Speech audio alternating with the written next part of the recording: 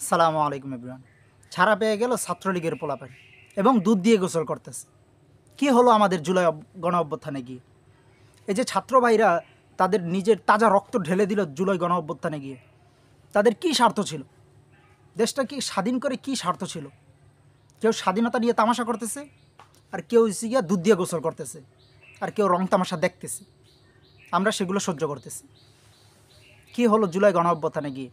যারা বিগত 15-16 বছর ধরে দেশটাকে চুষে রক্ত চুষে খেয়ে ফেলছে, দেশের মানুষগুলোর রক্ত চুষে খেয়ে ফেলছে, আজ যারা দেশ ছেড়ে পালিয়ে গেছে তারা দেশে ফিরে আসতেছে, আর যারা জেলে বন্দি হয়েছে তারা ছাড়া পেয়ে যাচ্ছে এবং তারা দুধ দিয়ে গোসল করতেছে। 2 দিন আগে আওয়ামী লীগের 2 দোসর ছাড়া পেয়ে গেল, আর আজ একজন ছাড়া পেয়ে দুধ দিয়ে গোসল করতেছে, আরেকজন রক্তের বন্যায় ভেসে যাচ্ছে। এটাই আমাদের স্বাধীনতা, এটাই বাংলার স্বাধীন দেশ। স্বাধীনতা 54 বছর পরেও আজ স্বাধীনতা খুঁজে পাওয়া যাচ্ছে না। স্বাধীন বাংলা যে স্বাধীন শব্দটা, সেই স্বাধীন শব্দটাই খুঁজে পাওয়া যাচ্ছে না। জুলাই গণ অভ্যুত্থানে নতুন স্বাধীন হয়েছে, সেই স্বাধীনও খুঁজে পাওয়া যাচ্ছে না। এক চাঁদাবাজ চলে গেছে খেয়ে, আরেক চাঁদাবাজ চলে আসছে। আগে দিতে হয়েছে 500 টাকা, এখন দিতে হচ্ছে 1000 টাকা। ছাত্ররা যারা নামাজ পড়াইছে, হাফেজ সাহেবরা, তারা তারাবির টাকা নিয়ে যাইতে পারতেছে না। তাদের কাছ থেকে ছিনতাই হয়ে যাচ্ছে, তাদের কাছ থেকে নিয়ে যাচ্ছে। এটাই আমাদের স্বাধীন বাংলাদেশ। এটার জন্যই ছাত্ররা তাজা রক্ত ঢেলে দিছে জুলাই গণ অভ্যুত্থানে গিয়ে। আর দেশের প্রশাসন এগুলো তাকিয়ে তাকিয়ে দেখতেছে, কিছুই করতেছে না। আর প্রশাসন কী বা করবে? প্রশাসন তো তাদের সাথেই ভাই, কারণ তারাও তো কিছুটা পায়।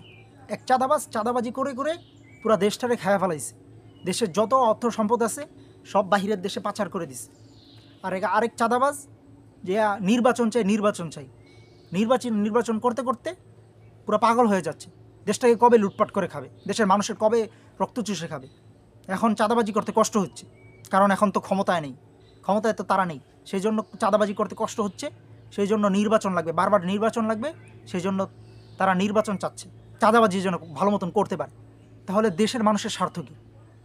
যারা জীবন দিছে, 71 সালে জীবন দিছে, তারপর জুলাই গণ অভ্যুত্থানে জীবন দিছে, তাজা রক্ত ঢেলে দিছে, তাদের স্বার্থটা কী? উল্টা যারা যুদ্ধ করছে, 2 সময়ে যারা যুদ্ধ করছে তাদেরই রক্ত চুষে খাচ্ছে, তাদের পরিবারের রক্ত চুষে খাচ্ছে।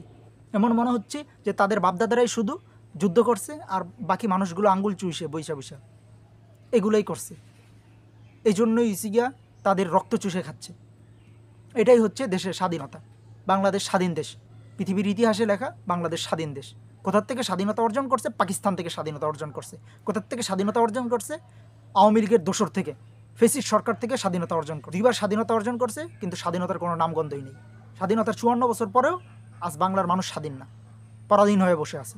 আরেক পাগলের বাচ্চাগুলো বাংলাদেশটাকে কীভাবে ইন্ডিয়ার হাতে বেঁচে দিবে সেই জন্য পাগল হয়ে গেছে। আবার বলতেছে যে ইন্ডিয়া আমাদের খুব সাহায্য করছে। সাহায্য কি আর অন্য দেশে করে না? অন্য দেশ কি বসে আছে? আমরা কি ইন্ডিয়াকে কোনো সাহায্য করি নাই? অতএব দেশের মানুষকে বলতেছি, সিন্ডিকেট এখনও আপনারা ভালো করে চিনেন নাই, সিন্ডিকেটদেরকে এখনও আপনারা ভালো করে চিনেন নাই, যারা কত বড় জাহেল।